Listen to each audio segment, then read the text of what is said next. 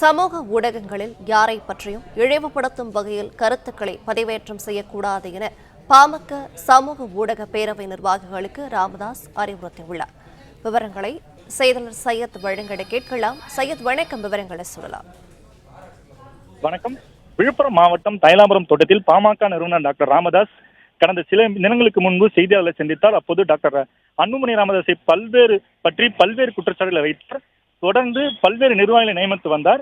இந்த நிலையில் நேற்றைய தினம் பாட்டாளி மக்கள் கட்சியின் ஊடக பேரவை ஆலோசனை கூட்டம் டாக்டர் அன்புமணி ராமதாஸ் தலைமையில் பனையூரில் நடைபெற்றது.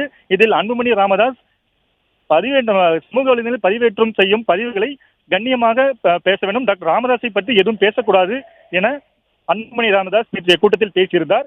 இந்நிலையில் இன்று விழுப்புரம் மாவட்டம் தைலாபுரம் தோட்டத்தில் பாமக நிறுவனர் டாக்டர் ராமதாஸ் தலைமையில் சமூக ஊடக பேரவை ஆலோசனை கூட்டம், முக்கிய நிர்வாகிகள் ஆலோசனை கூட்டம் ராமதாஸ் தலைமையில் நடைபெற்றது. அப்போது டாக்டர் ராமதாஸ் சமூக ஊடகத்தில் பதிவேற்றம் செய்யும் பதிவுகளை யாரையும் இழிவுபடுத்தும் வகையில் பதிவேற்றம் செய்யக்கூடாது, நம்மை பற்றி தவறாக பதிவிட்டாலும் எதிர்வினை ஆற்ற வேண்டாம், சமூக வலைதளங்களில் நளினமாகவும்